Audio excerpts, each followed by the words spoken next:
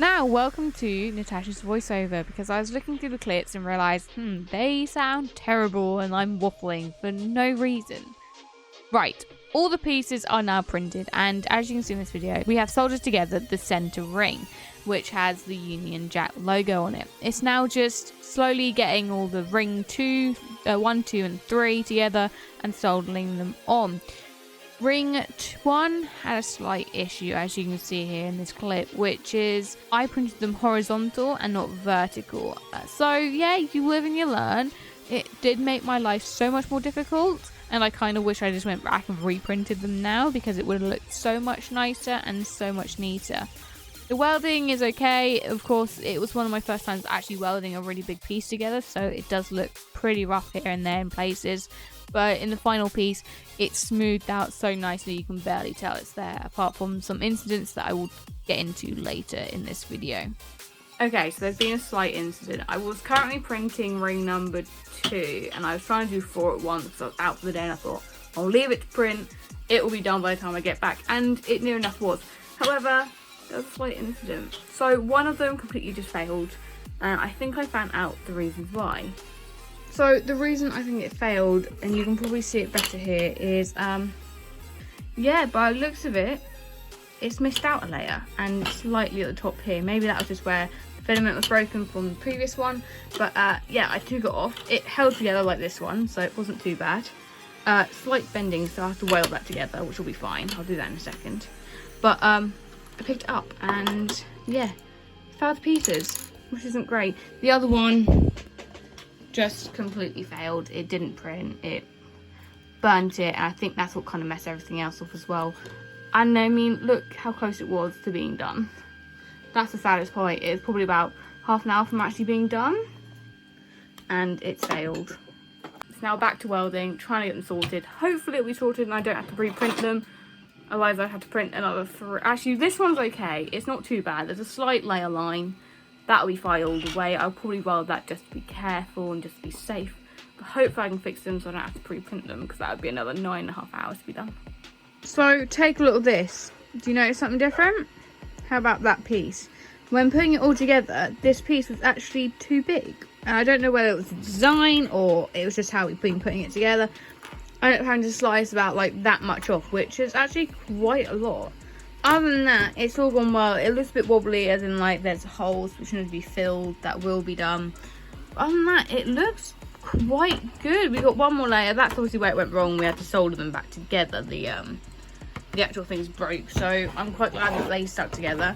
The back's looking a bit messy because of this first ring, but other than that, it's not looking too bad. I think the welding's doing quite well.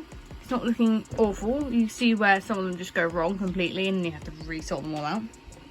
But like even the one that was smaller, which I think is this one, yeah, apart from like this one, you can't even tell like the back of it.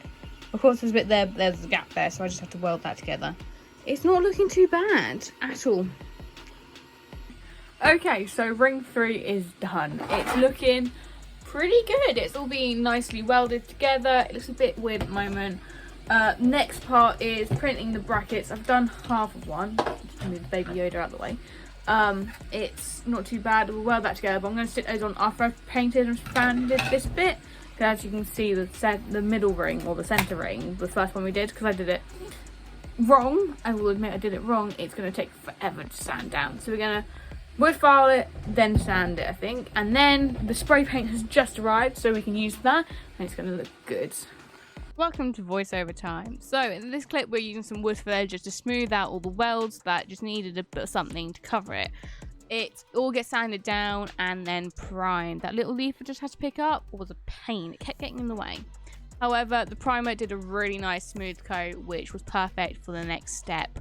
With the primer all done, we could see all the bits that needed either just slightly sanding again or wood filled, which I'm just pointing out to you now. I sorted that out and it looks really nice now. It looks very smooth. The next thing we're going to do is masking tape it off. So at the moment I've masked off everything that isn't red. I thought the red would be a nice starter coat, and I could then practice on it without doing like the whole thing. Red is of course the cross and then the little planters off. We have used like a plastico spray paint for it. It was gloss, super gloss anyway, but I did put a gloss coat over the top of it just so it was super shiny and super smooth. It did come out really well. The masking tape was super easy to peel off. It was easy and it looked shiny like I wanted it to. So we did put that gloss coat over the top of it. The next thing we did, because I did forget to record the blue unfortunately, is the silver. The silver, I was going to do white when I first started off, but I thought it would look nicer and the blue and the red contrast with the silver looked spectacular. Silver gave it a bit more of a metallic coat to it and it looked better than I thought it would with the white. Here you can see the final product slowly becoming revealed to you with me ripping off the masking tape. Some of it did get stuck, but it was just gently using a knife to peel it off. And here we have the final product. There's a few instances with the filament and the piece where it for some reason broke whilst painting. I think it was the type of filament I was using. It doesn't seem to be good for those sort of pieces.